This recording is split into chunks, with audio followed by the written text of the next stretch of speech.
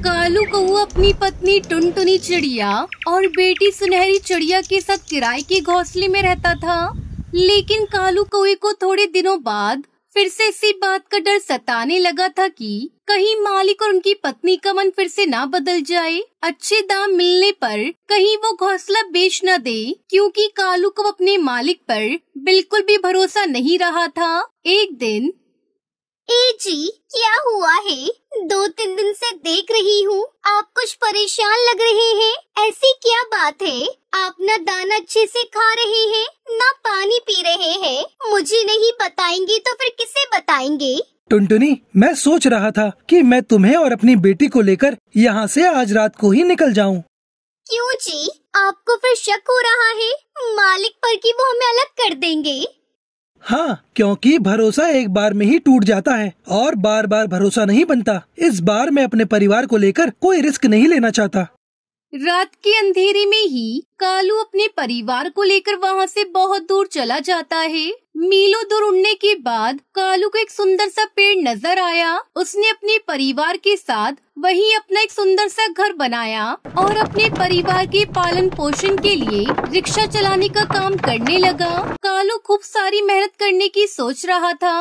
अभी मुझे खूब सारी मेहनत करनी होगी, अपने परिवार की सारी जरूरतें पूरी करनी होंगी। कभी किसी चीज की कमी नहीं होने दूंगा अपनी टुनटुनी और सुनहरी को। अब इसके लिए मुझे खूब सारी मेहनत करनी है। फिर एक दिन टुनटुनी चिड़िया तैयार होती है तो वो देखती है कि उसकी बिंदी ही खत्म हो गई है। अरे ये क्या? मेरी तो बिंदी ही खत्म हो गई है। कोई बात नहीं, बिंदी नहीं लगाऊंगी तो कौन सी बदसूरत लगूंगी। वैसे भी सुनहरी के बाबा कहते हैं मैं श्रृंगार करूँ न करूँ, मैं उतनी ही सुंदर लगती हूँ। और अब हमारे पास इतने पैसे भी नहीं है कि हम फालतू की चीजों पर खर्च करें। तभी सुनहरी चिड़िया माँ के पास आकर कहती है, माँ, मैं अभी पड़ोस के एक बच्चे के पास खिलौने देख के आई हूँ। माँ, मुझे भी खिलौना चाहिए, मेरे पास तो एक भी खिलौना नहीं है। बेटा देख, तेरे पापा पूरी कोशिश कर रहे हैं ना हमें बेहतर जिंदगी देने की। अभी हमारे पास इतने पैसे नहीं है बेटा कि हम कुछ भी खरीद सके। जो कुछ भी था तुम्हारे बाबा ने रिक्शा खरीद लिया। थोड़े दिनों में काम अच्छा चलने लगेगा, फिर तुम्हें तुम्हारे बाबा बहुत सारे खिलौने ला कर देंगे। और बेटा, जरूरी नहीं होता जो और पक्षियों के पास हो वो हमारे पास भी हो। ठीक है माँ, मैं सब समझ गई। पीछे खड़ा कालू कौआ टुनटुनी चिड़िया और सुनहरी चिड़िया की सारी बातें सुन लेता है और बहुत दुखी होता है।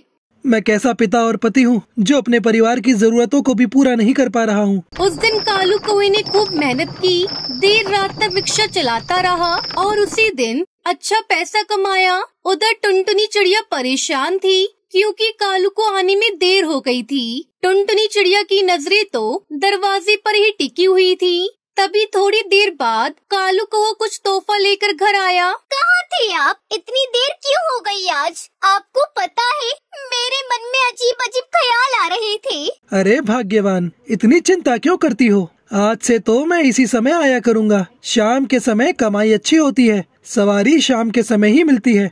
और आज देखा मैं कितना धन कमा के लाया हूँ और तुम दोनों के लिए भी कुछ लाया हूँ। बाबा मेरे लिए कुछ लाए हो क्या? दिखाओ दिखाओ। कालू को सुनहरी के लिए ढेर सारे खिलौने लाया था, जिन्हें देखकर वो बहुत खुश हो गई। बाबा, सुबह इन्हीं खिलौनों की बात चल रही थी और अभी बाबा मेरे लिए वो लेकर भी आए। मेरे कितने अच्छे बाबा हैं। फिर कालू को वो पैकेट में से बिंदी निकाल कर टुनटुनी चिड़िया को देता है। अरे आपको कैसे पता था मेरी बिंदी खत्म हो गई है? मुझे सब पता रहता है भाग्यवान, और तुम बिंदी में बहुत सुंदर लगती हो। आप भी न जी, वैसे क्या जरूरत थी इतना खर्चा करने की? ऐसे ही कालू कौए का कामकाज ठीक ही चल रहा था कि कुछ दिनों बाद रोजाना की तरह कालू कौआ अपने काम पर गया। कालू कौए ने कुछ ही दिनों में अपने व्यवहार से पक्षियों का दिल जीत लिया था। सारे पक्षी उसी के रिक्शे में बैठना पसंद करते थे, पर कुछ बुरे पक्षियों को ये बात अच्छी नहीं लगती थी और वो आपस में बातें करते हुए कहते हैं, यार उल्लू, इस कालू ने तो कुछ ही दिनों में अपना धंधा जमा लिया है। जब से ये यहाँ आया है तब से हमारा काम ठप हो गया है। यार तू सही कह रहा है। मुझे ऐसा लगने लगा है कहीं हमें थोड़े दिनों में रिक्शा बेचकर घर में ना बैठना पड़े। पर करे भी तो क्या करें? वे बहुत कुछ कर सकते हैं। हम इसको मार के अपने रास्ते से हटा सकते हैं, पर तुम मेरा साथ तो दो। नहीं, मैं तुम्हारा साथ इसमें बिल्कुल भी नहीं देने वाला। भले ही मेरा काम न चले, मैं अपने स्वार्थ के लिए किसी की जान नहीं ले सकता। मैं तो तुम्हें भी मना कर रहा हूँ, ये सब मत करो, ये पाप है।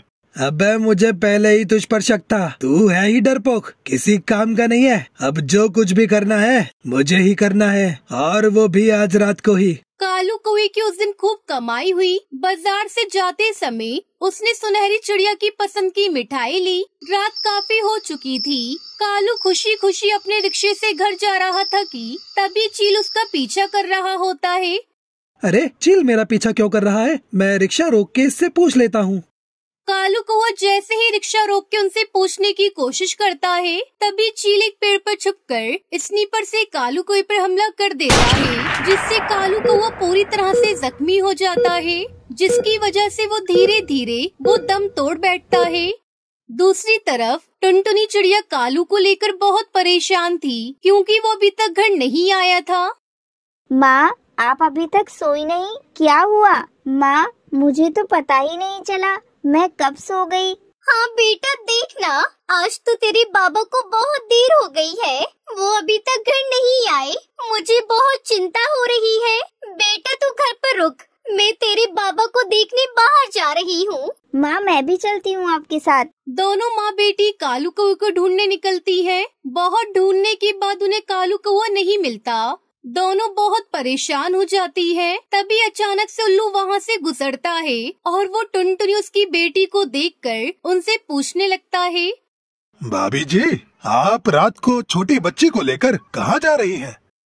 क्या बताऊँ भाई साहब, सुनहरी के पापा अभी तक घर नहीं आए, मैं उन्हीं को ढूंढ रही हूँ। क्या कालू घर नहीं आया? हे भगवान, कहीं चील ने कालू के साथ कुछ गलत तो नहीं कर दिया? ऊपर वाले कोई अनर्थ ना हुआ हो। क्या कह रहे हैं आप? कुछ समझ में नहीं आ रहा, साफ साफ कहिए भाई साहब। कुछ नहीं भाभी, चलिए मेरे साथ, साथ में ढूंढते हैं कालू को। सारे मिलकर कालू कौवे को ढूंढने लगी। थोड़ी देर बाद सुनहरी चिड़िया को कालू का रिक्शा दिखा। पास जाकर देखा तो रिक्शे के साथ कालू की लाश पड़ी हुई थी। टुनटुनी चिड़िया के तो पैरों तले जमीन ही खिसक गई। दोनों माँ बेटी का रो रो कर बुरा हाल हो गया था। भाभी जी, मैं आपसे कुछ कहना चाहता हूँ, और अगर ये बात पहले ही आपको बता दी होती तो शायद कालू आज जिंदा होता। मुझसे बहुत बड़ी गलती हो गई। उल्लू चील की पूरी बात टुनटुनी चिड़िया को बताता है। जब टुनटुनी चिड़िया को ये बात पता चलती है तो वो कसम खाती है, कालू जी, मैं आपके गुनहगार को सजा दिलवा कर ही रहूंगी, ये मेरा आपसे वादा है। फिर टुनटुनी चिड़िया उल्लू की मदद से चील को कड़ी से कड़ी सजा दिलवाती है और खुद को अपनी बच्ची को पालने के लिए वो अपने पति की तरह रिक्शा चलाने का काम करती है।